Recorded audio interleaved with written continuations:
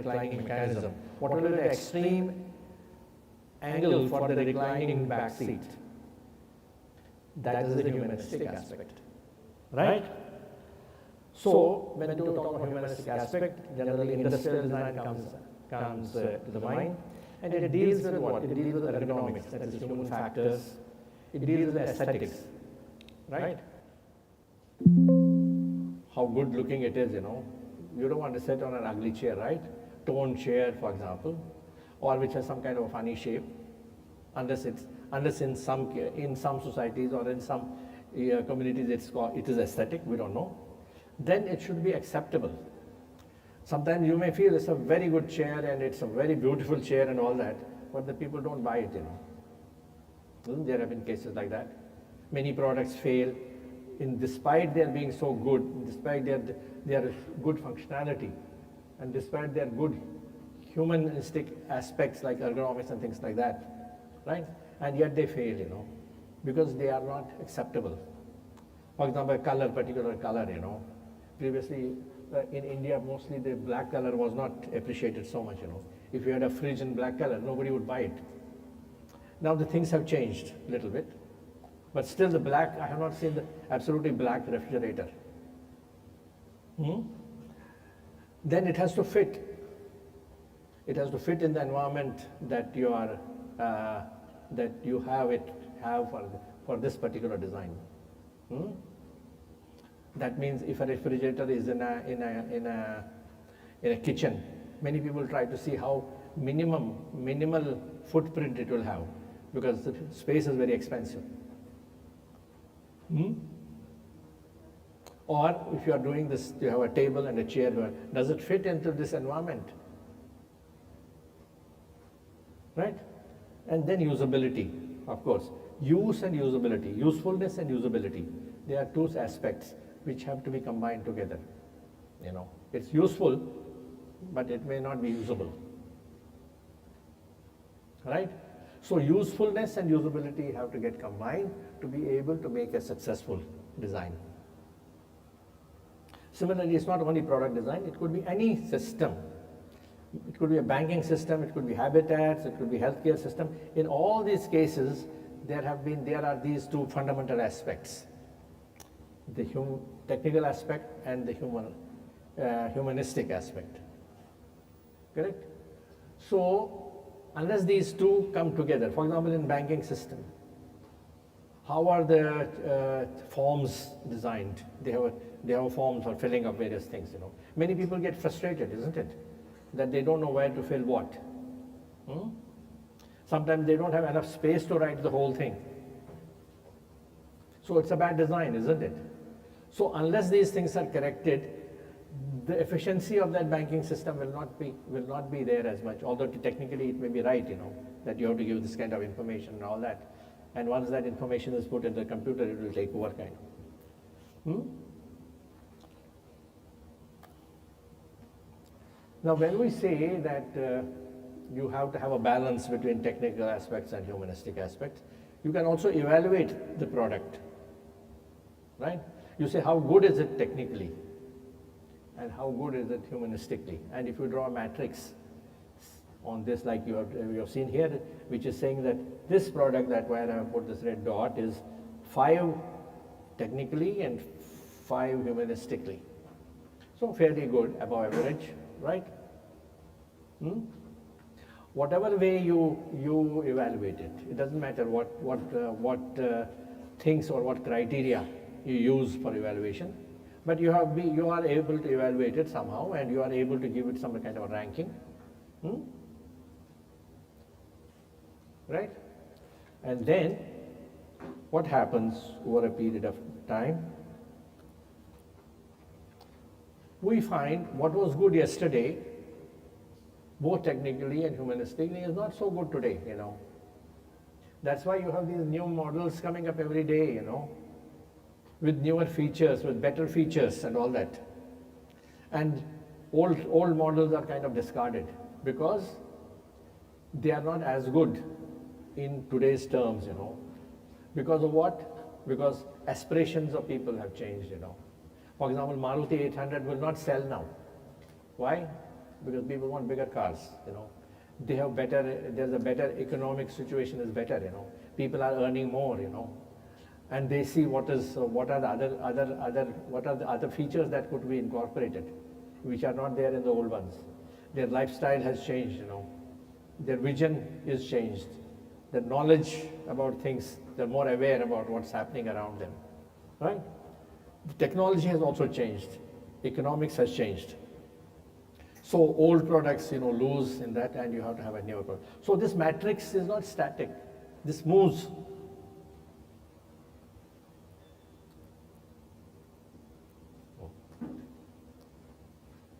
Okay? So one has to be dynamic. Yeah, design has to be very dynamic. It has to change with times. You know, it cannot be the same way that we are working presently. And you as students of design or architecture or any other discipline for that matter, you have to be aware of the things that what kind of changes are going to take place. In your domain will change place because of the other things that are happening in the society. Are you getting it? Okay, now we move it. It's too long, I'm taking. Khatam? Nahin. We'll wind up now? Okay. So, this is what you've already seen, but there's another aspect of design spectrum, which we say it's a vertical thing. And even when you are talking of materials, for example, so where they begin from? They begin from molecules, and molecular manipulation will convert them into materials. Material manipulation will convert into some kind of a component, subcomponent of a product. Then subcomponent will create, from subcomponents you assemble, you make components, and from components you make products. For example, your bottle, it has a body, it has a seal, it has a lid, right? And it has a label. So these are the subcomponents of this bottle, and then they make a product. And then the product, you have a system. For example, this chair you have, it's part of the whole system over here, isn't it? This, if you can have this room as called a system, then you have number of tables, number of chairs, they are all they are components of the system. And then from systems you have mega systems. For example, this university is a mega system for that matter, you know. It has several conference rooms like that, it has laboratories, it has workshops, and things like that. And they are all components of this big mega system. And how do they interact with each other? How do they relate to each other? That's a matter of design, isn't it? The person there who is an architectural consultant or something, he sees to it that this relationship, that is good relationship, is maintained between all these components and the subcomponents and the system itself. Okay? Now we can have questions. I had some more slides, but it doesn't matter. Next time. We'll have some questions, isn't it? Yes. Or no?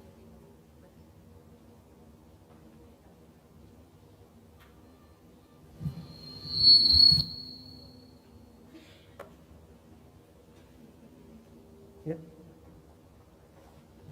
Hello.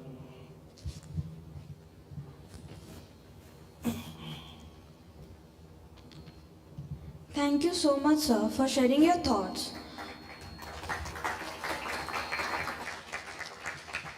We would now like to ask you a few questions as students. Now, if anyone has any question.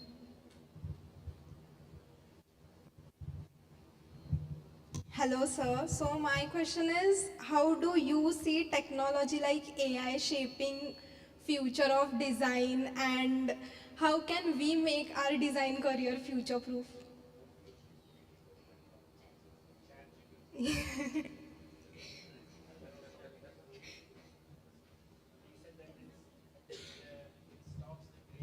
People, you know. Have you realized that? Yeah? So if you do your paperwork and if you write your essays and all that with ChatGPT, then you don't learn how to write that. So you have to be very careful in using AI, you know. And AI should be a tool which will help you rather to bring up your personality, your talents, rather than diminish all those things. So you have to be very judicious about it. Thank You you. don't become a slave of the technology.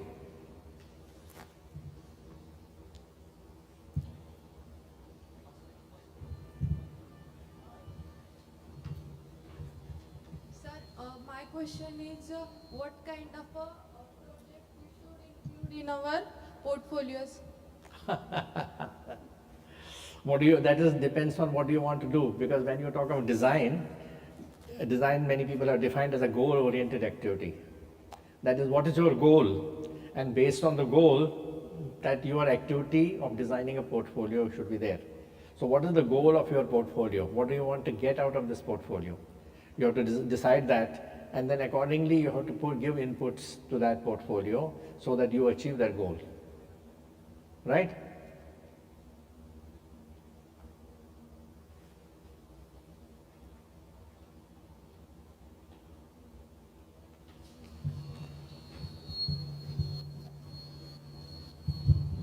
Hello, sir. Hello. So, sir, what kind of problem-solving skills do companies expect from young designers like us? Corporates that you want the skills, What kind of skills? Yes, sir. Designer skills, what do you mean by designer skills? You should be able to, first thing is you should be able to visualize whatever design you are doing.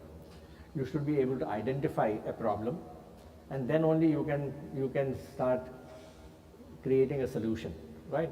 And for creating a solution, if you are a product designer, for a graphic designer, for a textile designer, the things will be a little different, isn't it?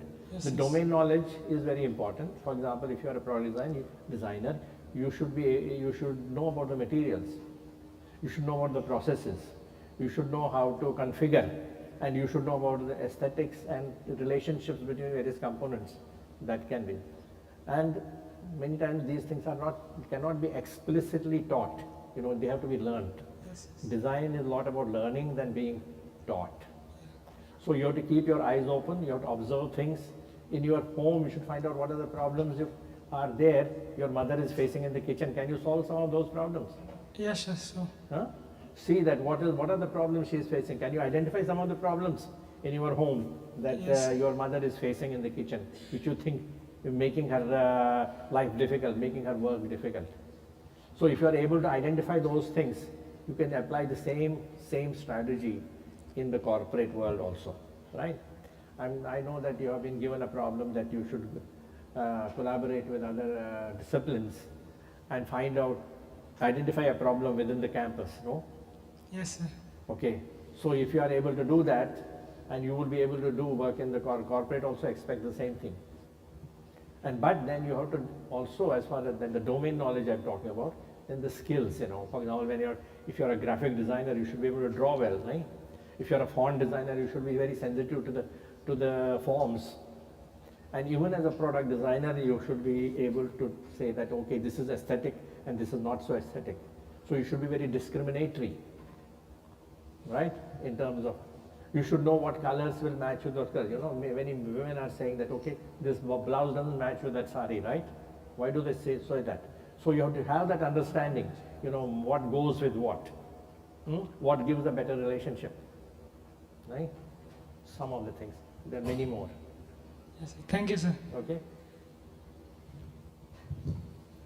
Sir, do companies today look for designers who understand management or managers who understand design, or both? I would say they should look for managers who understand design, right? But that's not a one-way traffic. The designers also should understand what does the management want, Because ultimately the success of a product or a design will depend on who is going to sell it, who is going to market it, who is going to manufacture it, isn't it? And designer has to take care of all these things even before it is presented to anywhere in the management circle. So designer also has to learn about management and their mindset of the management. He has to learn about the business aspect, how you can contribute to this business success of the company. That's why they are hiring you. Okay, and I'm sure this kind of a joint project that you are doing with the management students, you will get an understanding of how they think, and they will get an understanding of how you think, and how both of you can meet somewhere in the middle. Not compromising, understand this. Coming and arriving at a middle solution is not a compromise. That is you had thought of a certain kind of aesthetic, but that doesn't mean you will dilute that aesthetic because there have been some concern otherwise, you know. So in some cases you have to convince the other person that this is my domain and give him the logic that how you have thought about, how you have come to this point of decision making. Are you getting it? Yes. No. Yes. Hello sir, Hello. I'm Harshali Tonpe from Architecture Department. So my question is, as we have seen, you have book design definitions. So I'm just curious about the process and the thoughts came before composing that book, or like the journey of that book. Okay. Yeah, as I told you that we were like your class, you were there, bunch of students. We were discussing about what is design, isn't it? Even before I had this kind of presentation, which is really an outcome of those kind of discussions. And then we talked about what are the different kinds of designs, you know. Then what different people, renowned designers say about design, you know. How do they look at design? How do they define design, you know? And when we started, so I gave them this exercise to find out, get 10 definitions or 20 definitions from various books, from various magazines, from internet or anywhere. So all of them got a number of definitions. And some of them, of course, were common definitions because they found out that same definition 2-3 groups also had. So when we compiled that together, we found that there are so many of the maybe 200 or something like definitions which could cover a kind of 70-80 page booklet. Okay? So this was some kind of, you can say, the interaction between my students and me, you know, at certain point of time.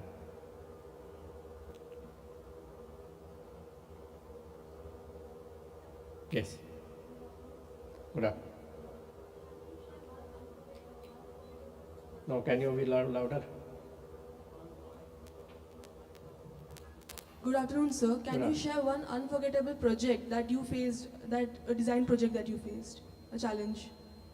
There are many design projects that we have that I had to deal challenges with, but because of lack of time, I'm not presenting you. But I will show you one example that I have got some products with me, which our company is, has developed over some period of time.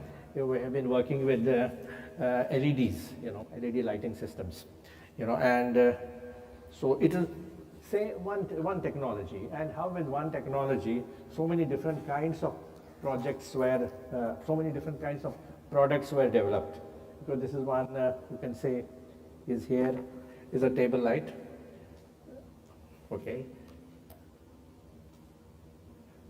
So you have a dimmer with it, and this is, masala is same with everything, the battery, the electronics and all that, the LEDs, only the configuration has changed, So this is, I'll keep it here.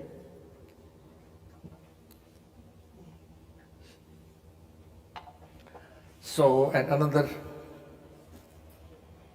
same technology, but with a different application. You can see that this is something which you can hold in your hand, and so this is a light you can carry at night with you, and you can light your path in case it's very dark outside. Many of the camping people who are in the camps, who go to trekking and all that,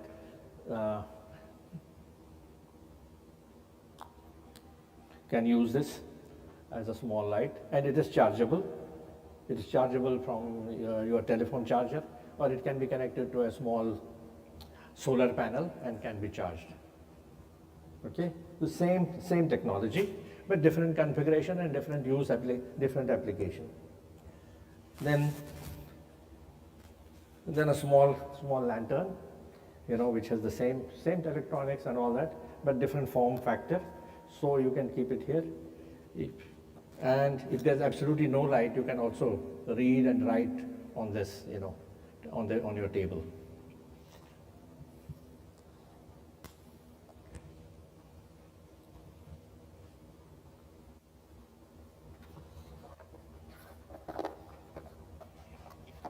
So here is another, which is also the same technology, but it has a little higher power in terms of light. So you can take it and you can hang it, or you can put it on a branch of a tree if you're underneath, or you can put in a hanger in your home, and it can light in case if there is absolutely no light. It can also be charged with a charger or with a small solar panel.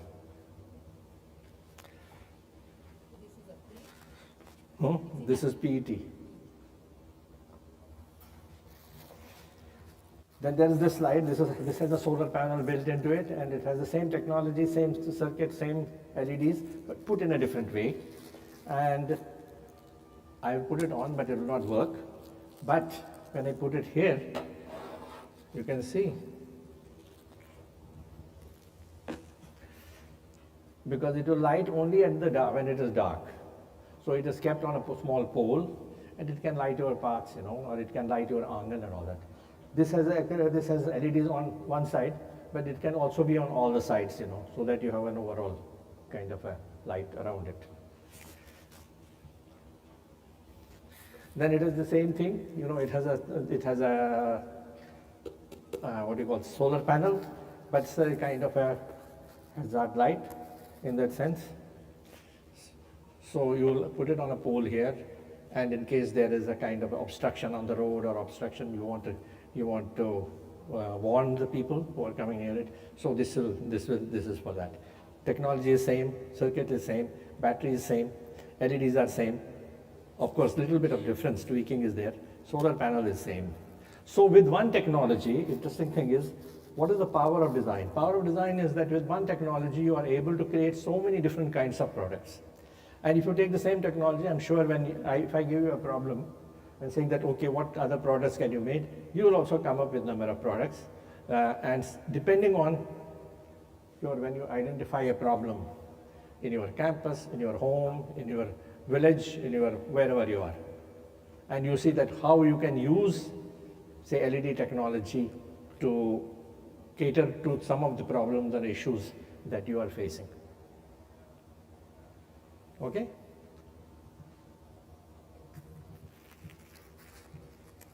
So that's it.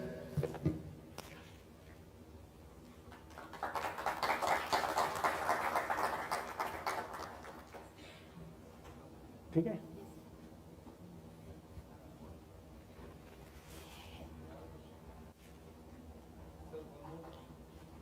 One more question? Yes.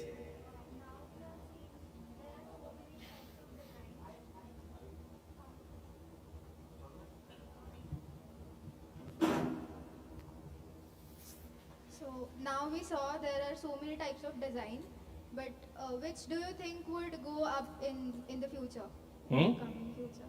Beg your pardon, tell me again. So there are many types of design, right? So which do you think that would go up in the future? Which is better? All designs, why not? But to be specific. No, it depends on the person, how you are able to take up the challenges. What is your domain? Product design. The product can also, it depends on how good you are, right? How well you learn over here, right? How you can contribute to the success of the company you are joining, and how you can deal with the other people like management and marketing and all that, and take your views and create a design which fits into that, right? So there's no restriction. You can go up and up and up. Thank you, sir.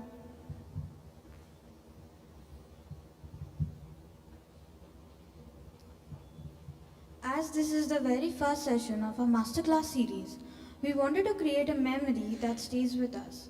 We have prepared a display panel where every guest of honor will leave their signature.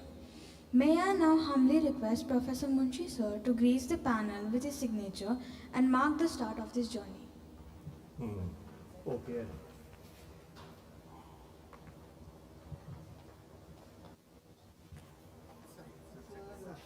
Here?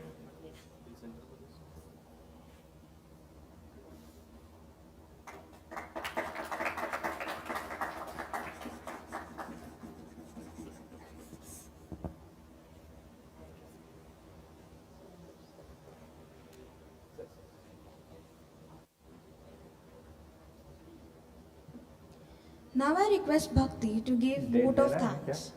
Date देना है? I'll put the date.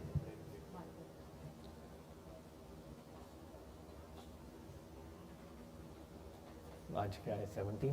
17 September 9.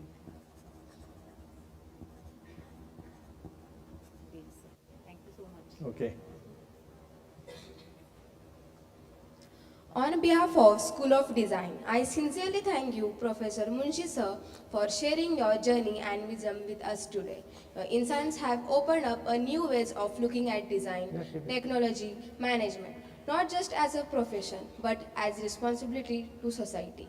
I wish to thank our Honorable Dean for her constant vision and guidance that inspires us to create a meaningful academic experience for our students.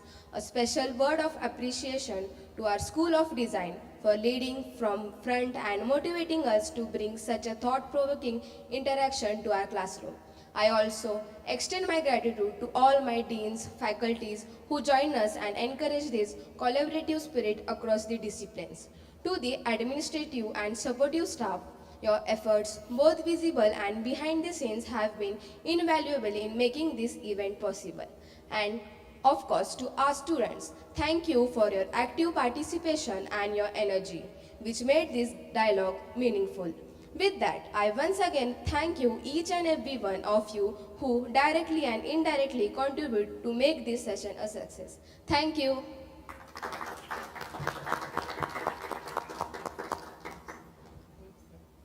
चले?